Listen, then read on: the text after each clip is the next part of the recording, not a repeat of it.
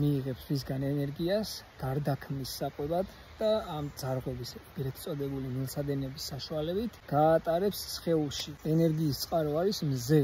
წარმოიდგინეთ რა ამ სიშორიდან ხდება ენერგიის მიღება და ეს ყველაფერი ოთახის ტემპერატურაზე ხდება. დღეს არასამუშაო დღეა და ფორმით არ ვარ წარმოდგენილი, მაგრამ ეს ვიდეო უნდა ჩავწერო აუცილებლად, იმიტომ რომ ისეთ თემას წავადექი, რომელიც აუცილებლად უნდა განვიხილო. დღეს მე უნდა შევეხო ბიოლოგიას, ისეთ პროცესს, რომელიც კვანტური ფიზიკით აიხსნება. ამიტომ ამ ვიდეოსთვის განსაკუთრებული ყურადღება მჭირდება. კარგად მოკალათდით და ყურადღებით მოусმინეთ. სანამ უშუალოდ ამ პროცესზე გადავიდოდეთ და ამის განხილვაზე, მოვახდინოთ დეფინიცია ფიზიკის და კვანტური ფიზიკის. ეს ხე არის ფიზიკა. ეს ფოთოლიც ყველაფერი, რასაც თვალით ვხედავთ, ვეხებით და შევიგრძნობთ, ეს არის ფიზიკა. ამ ფოთოლში რა პროცესების მიმდინარეობს? ეს უკვე კვანტური ფიზიკის გარეშე შეუძლებელი აღიქმეს. კვანტური ფიზიკა სამყაროს განიხილავს მოლეკულის დონეზე. ესე იგი ჩვენ ჩავდივართ უჯრედში და ასე ვცდილობთ გავარკვიოთ თუ რა პროცესები მიმდინარეობს ფიზიკურ სამყაროში. აინშტაინმა ვერ იკმარა ნიუტონის სივრცეები და გადაწყვიტა, რომ ცოტა წინ წაეწია და ადამიანის ცნობიერებაში შემოდის კვანტური ფიზიკა. მე დღეს განვიხილავ ფოტოსინთეზს, როგორც ფიზიკურ და კვანტური ფიზიკის ერთ-ერთ პროცედურას. ფოტოსინთეზი ეს არის სასწაული. ოღონდ სრული ამ სიტყვის მნიშვნელობით და აი თუ რატომ. ყველას კარგად მოგვეხსენება, რომ ფოტოსინთეზი ეს არის პროცესი, როდესაც მცენარე ფოთლების საშუალებით მზის ენერგიას გარდაქმნის საკვებად და მოიხმარს სიცოცხლისთვის. ჩვენ კი გვაძლევს ჟანგბადს, მაგრამ ეს მხოლოდ ეს არ არის. ფოტოსინთეზი არის სიცოცხლის ერთ-ერთი ყველაზე თვალსაჩინო პროცესი, რომელი პროცესით ისეთი რთული სტრუქტურით მიმდინარეობს, რომ უბრალოდ მას ვერ აღწევ. მოკლედ, ეს არის კვანტური ბიოლოგია.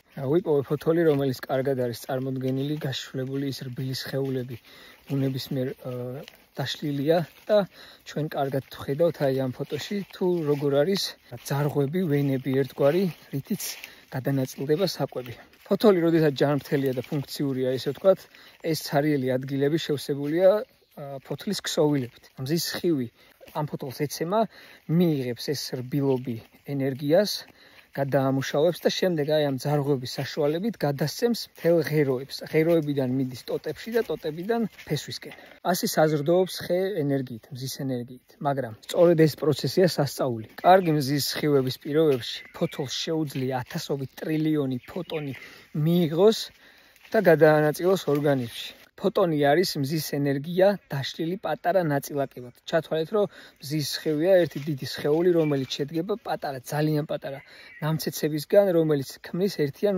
გამოსახულებას, სხივს. ეს პატარა ნაწილაკები პირობითად ეცემა ფოთოლზე, ფოთოლი იღებს და გადაამუშავებს საკვებად. როდესაც მზის ფოტონი ფოთოლში არსებული ქლოროფილის მოლეკულას ეცემა, წარმოიქმნება რეაქცია და ამ რეაქციის შედეგად წარმოიქმნება ენერგია. შემდეგ გადაეცემა მცენარის უჯრედს და აქ წარმოიქმნება ქიმიური ენერგია, რომელიც უნდა გატარდეს ფოთოლში საკვების სახით. როგორც მეცნიერები ამბობენ, ეს პროცესი ჩვეულებრივი ფიზიკური მიდგომებით თუ განიხილება, გამოვა, რომ ამ მდგომარეობაში მცენარე ძალიან დიდ ენერგიას დაკარგავდა, რაც შეუძლებელია ფოტოსინთეზისთვის დამახასიათებელი იყო. ამიტომ საჭირო გახდა, რომ კვანტური მეთოდებით განიხილოს ეს პროცესი. ასეც არის. ეს მდგომარეობა, ფოტოსინთეზი არის კვანტური ფიზიკა, კვანტური ბიოლოგია. ამ დროს წარმოქმნილი ენერგია იკვლევს ყველა შესაძლო გზას ერთად. დიახ, ერთად. მეცნიერული კვლევების თანახმად დადგინდა, რომ ენერგია, რომელიც ფოტოსინთეზის დროს გამოიყოფა, გადაადგილდება ერთდროულად ყველგან. შეუძლია იყოს როგორც ერთ ადგილში, ისევე მეორე ადგილში.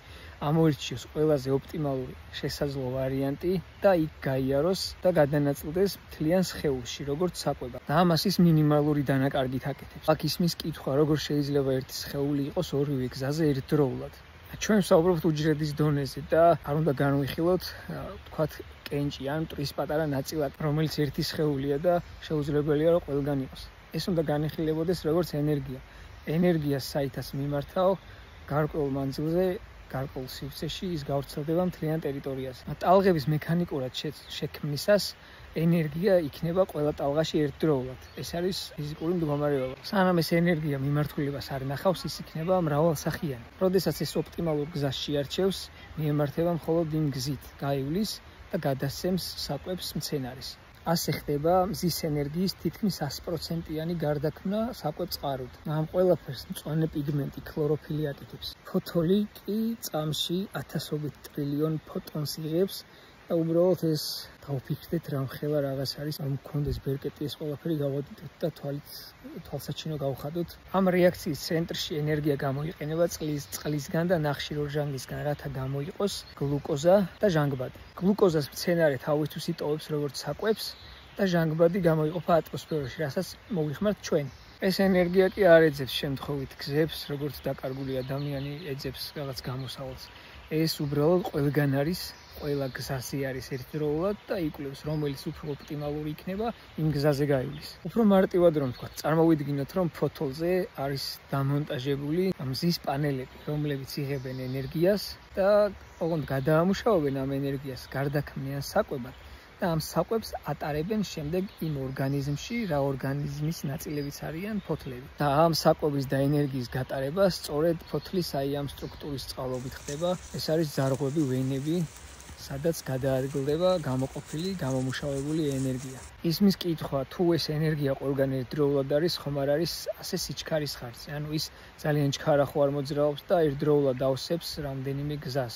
მაგრამ არა, მეცნიერული კვლევების თანახმად სიჩქარე ვერ იქნება გამსაზღვრელი იმისა, რომ ენერგია ყველგან ერთდროულად იყოს. ის უბრალოდ დიდი ენერგიაა და ამ თავის ენერგიული მდგომარეობის, ესე რომ ვთქვათ, თუ შეიძლება ხარჯზე ავსებს ამ გზებს და იკვლევს მას.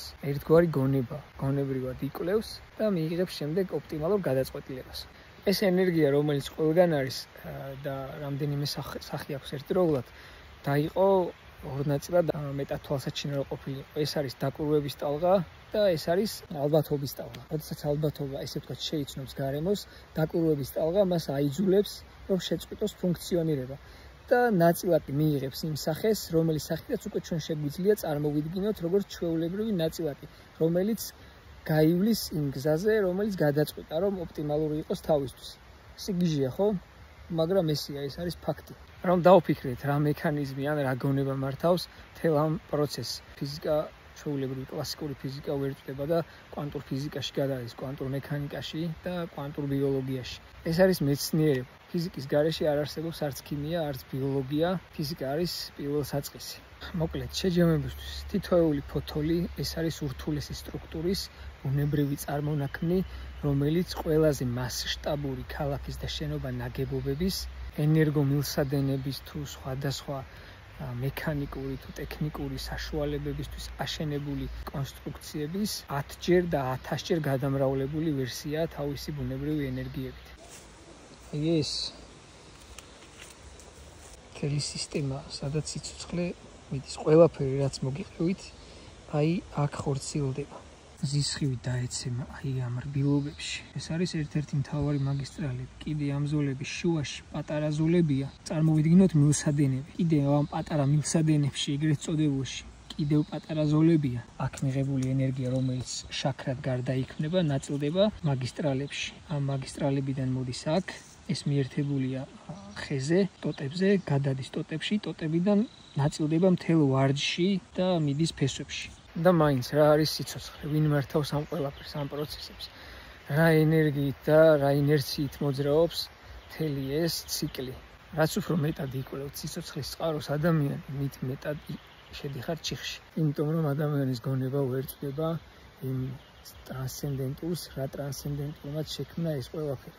აი ამ ყველაფერს ვიცავთ რეინჯერები. მართალია დღეს ფორმა არ მაცვია, რადგან სამუშაო დღე არ მოქვს, მაგრამ ისეთ საკითხს წავადექი, ისეთი ფოთოლი ვნახე ბუნებაში, რომ აუცილებლად უნდა ჩამეწერა და აღარ გადამედო ხვალისთვის. აუცილებლად გამოიწერეთ არხი, ეს არის ძალიან მნიშვნელოვანი. თქვენ რო უყურებთ ვიდეოს და თუ დაგაინტერესათ, გამოიწერეთ და მეტ ადამიანს აჩვენეთ ეს ვიდეო. დღევანდელი თემა იყო კვანტური ფიზიკის სასწაული. ფოტოსინთეზი, რომელიც შაბლონური ტერმინოლოგიებით არ უნდა ისწავლებოდეს, პირიქით უნდა ისწავლებოდეს ბუნებრივ გარემოში, ბუნებრივ პირობებში, რათა უკეთესად მოხდეს აღქმა მithumetes ბავშვისთვის ამ პროცესის. ადამიანებს გვაქვს არჩევანი, შეგვიძლია სამყაროდ დავინახოთ ისე, როგორც ის ერთი შეხედვით ჩანს, დავინახოთ ფოთოლი და უბრალოდ ვიცოდეთ, რომ ეს ფოთოლია და თქვათ ლამაზია, ან უბრალოდ ფოთოლია და მერე რა. ან შევხედოთ ფოთოლს და განვიხილოთ ისე სტრუქტურულად, როგორც ამას ბუნება აკეთებს. მაშინ ჩვენ გაცილებით სხვა საფეხურზე გადავალთ შემეცნებისა და ყველაფერს ისე გავაცნობიერებთ, როგორც საჭიროა. ესე იგი, ყველაფრის ფასი ძალიან გაიზრდება. უნდა თავს ვალდებულად ჩავთვლით, რომ ამ გარემოს მოუფრთხილდეთ სიცოცხლის ფასად.